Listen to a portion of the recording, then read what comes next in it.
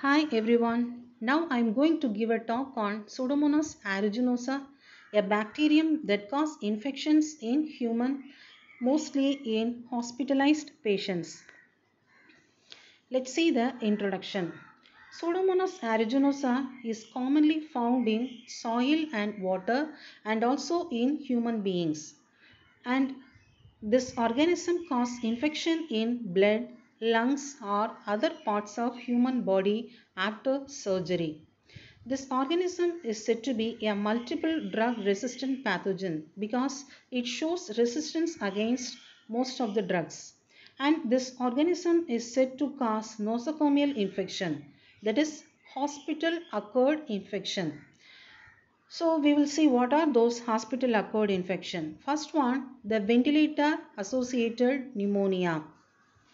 When this ventilator has to be used means when a person is hospitalized for breathing purpose, this can be used. The ventilator is a machine which provides breathable air into and out of lungs to deliver breath to the patients. And the sepsis syndrome. Actually, sepsis is nothing but a life-threatening complication that damages the multiple organ system, which leads to failure of the multiple organs and death. Then this organism is said to cause iatrogenic infection, that is the physician-induced infection. Iatrogenic infection is due to the activity of a physician or wrong therapy. This organism is considered as an opportunistic pathogen. Opportunistic pathogen means naturally it is seen in people with weak immune system. Example, cystic fibrosis and traumatic burns. Cystic fibrosis, it is the life-threatening disorder that damages the lungs and the digestive system. This organism, it affects the immunocompromised patients. Next we will see its morphology. Pseudomonas aeruginosa is a gram-negative bacilli. It is a non-sporing bacteria, non-capsulated, but some strains are capsulated. It is motile by use of polar flagella, and regarding the size, the length will be 1.5 to 3 microns and the width is 0.5 microns. Next we will see its cultural characteristics. This organism is an obligate aerobe. The growth range for this Pseudomonas aeruginosa is 6 to 42 degrees centigrade and the optimum temperature which is recorded for its growth is 37 degrees centigrade. This organism can grow well in ordinary media and the colonies are large, opaque, irregular with earthy smell.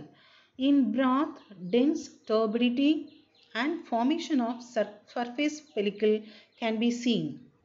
In nutrient agar, the colonies are large, smooth, translucent and 2 to 4 mm in diameter and also it forms greenish blue pigment.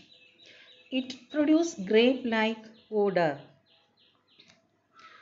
In blood agar, this organism can grow well and it shows beta hemolysis, that is complete hemolysis. In the differential media McConkey agar media, this organism, since it is a non-lactose fermenter, it forms colorless colonies. It can grow well in the selective media Cetrimide agar. In this, it grows as greenish blue color colonies. This slide shows the Pseudomonas aeruginosa colony morphology in Cetrimide agar. It forms greenish colonies in the Cetrimide agar. This organism has the ability to produce different pigments. Now we will see what are those pigments produced by this organism. First one, pyocyanin. It is a bluish green color pigment. This pigment is soluble in water and chloroform. This is produced only by this Pseudomonas aeruginosa. Next one, pyoverdin. It is a fluorescent greenish yellow color pigment. It is soluble in water and insoluble in chloroform. Many species produce these pigments. Next one, pyorubin. It is a reddish brown color pigment which is soluble in water and insoluble in chloroform. Pyomelanin. It is a brown to black color pigment and this is quite uncommon. And next we will see the biochemical characteristics. This organism, it shows positive result for oxidase, positive result for catalase test, and regarding the fermentation test, it shows oxidative and non-fermentative. Glucose is utilized oxidatively, and in the IMPIC test, it shows negative result for indole, negative for methyl red, negative for VP, and positive for citrate. It shows negative result for hydrogen sulfide production, negative result for urease, and positive for arginine dehydrolase. It also shows positive result for mannitol fermentation. And next we will see the resistance property of Pseudomonas aeruginosa. This organism, when it is exposed to 55 degrees centigrade for 1 hour, it can be killed. It is also highly sensitive to phenol, a good disinfectant. It is also sensitive to acid. It is also sensitive to beta-glutaraldehyde. Silver salts inhibit the growth of this Pseudomonas aeruginosa, so it can be used in burn creams. And this organism is resistant to disinfectants and antibiotics. So some of the disinfectants to which it is highly resistant, that is chloroxylenol, hexachlorophane and ammonium compounds. Then antibiotics, penicillin, cephalosporin and aminoglycosides. And next we will see the antigens present in Pseudomonas aeruginosa. 19 distinct O antigens are there and are heat labile. 2 distinct H antigen are noted and they are heat labile. And next we will see the toxins produced by Pseudomonas aeruginosa. This organism produces 2 exotoxin, exotoxin A and exotoxin S, and it has the endotoxin, that is LPS, lipopolysaccharide. This lipopolysaccharide, it has the pyrogenic action, that means it can induce fever. Next one, it produces the toxin called hemolysin.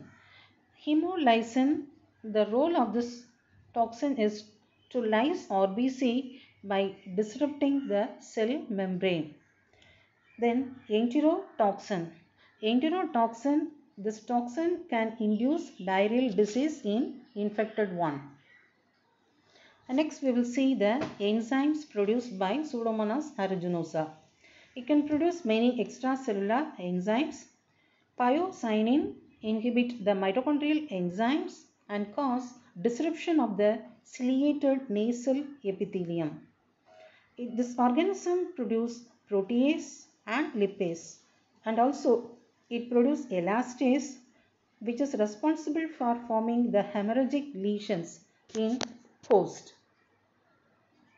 Next one, the typing methods. First one, bacteriocin typing. 3 types are recognized, R, F and S types. 105 types are recognized. Serotyping is there and 17 serotypes are there based on O and H antigen. And next we will see the pathogenesis. Pseudomonas aeruginosa is an opportunistic pathogen. That means it is normally present in the human host, but if the host immune status is low, naturally it can initiate infection. Rarely cause disease in healthy persons. This bacteria has a very minimum nutritional requirement, so it can grow very easily in most of the environments. It can also tolerate a wide range of physical conditions, so it can grow very easily, and it will be present in the moist environment in hospitals. So it causes the hospital infection very easily. It can enter into the human body if there is the lack of proper defense mechanism. And now we will see what are those. First one, usage of intravenous devices. When we use this intravenous devices means for administration of medicines, fluids or blood. So for this purpose, injection purpose only, we will be using this intravenous devices. So that leads to the infection caused by this Pseudomonas aeruginosa because it will be present in the hospital environment. Second one, disruption of mucous membrane and skin, that is skin damage. And the third one is the usage of urinary catheters. The urinary catheters can be used in case of hospitalized patients when they are not able to move. So for the collection of the urine purpose, these catheters are normally used. So that may serve as a source for the spreading of this infectious agent. This Pseudomonas aeruginosa, it is said to be a nosocomial pathogen, that is hospital acquired pathogen. The reason is it will be commonly present in the hospital devices, and from there when a person is undergoing treatment it can spread very easily into the body of the human host. First we will see what are those things. UTI infection, that is the urinary tract infection. In urinary tract infection, this organism is the important pathogen that can be occurred following catheterization. That will be a device, that is catheter, when it is used in person who is hospitalized. Then second one, the meningitis. Meningitis is nothing but the inflammation of the membrane meninges that surrounds the brain and the spinal cord. So the inflammation may occur following lumbar puncture. When we have to go for lumbar puncture, actually this lumbar puncture is a spinal tap. In this, a needle is inserted into the spinal cord to collect the CSF, that is cerebrospinal fluid, for diagnostic purpose. Next one, post-tracheostomy pulmonary infection. Post-tracheostomy pulmonary infection. So this will be occur, that this type of infection it occur in patient undergoing tracheostomy due to pulmonary infection. Now we will see what is tracheostomy. Surgeons made a hole in the front of the neck into the trachea, that is the windpipe, and a tube is placed into the hole to keep it open for breathing in case of pulmonary disease. So through this device, that is after this tracheostomic procedure, the infection that may occurs. And the last one, septicemia in immunocompromised persons. The septicemia is nothing but bloodstream infection or blood poisoning that cause infection in internal organs like liver, lungs, brain, spinal cord, kidney, etc. And now we'll see the common infections caused by Pseudomonas aeruginosa. This organism causes blue pus because this organism it forms pus forming infection, and due to the production of the pigments it is said to be blue pus. It also causes eye infection, that is occurred through the hospital. It will be occurred in patients. Then wound infections, burn infections, otitis media, that is the inflammation of the middle ear. And next one, otitis externa, it is just the infection of outer ear canal. Next one, necrotizing vasculitis. Necrotizing vasculitis is nothing but the inflammation of blood vessel walls. Usually small and medium sized blood vessels will be inflamed. That leads to interruption of normal blood flow, which leads to skin and muscle damage. Next one, infantile diarrhea. This occurs in small children. Septicemia, that is blood poisoning. And finally the endocarditis. Endocarditis is nothing but the inflammation of the heart valve. And next we will see the cystic fibrosis. Pseudomonas aeruginosa, this bacteria is concerned to individuals with cystic fibrosis. CF. It is an inherited disorder that causes severe damage to the lungs, digestive system, and also other organs of the body. Cystic fibrosis affects the cells that produce mucus, sweat, and digestive juices. These secreted fluids are normally thin and slippery. Such persons are susceptible to Pseudomonas lung infections. Due to the initial, intermittent, and continuous infection present in lungs of 80% of these patients. And now we'll see the lab diagnosis. First one is the isolation. Second one, lab identification of this bacteria. Since if we want to isolate this bacteria from the patients suffering from infection, we have to collect the sample or the specimen. So since it is an hospital-borne infection, mainly it will be present in patients. So we can use swabs, and also in case of urinary tract infection, we can use the urines as a sample.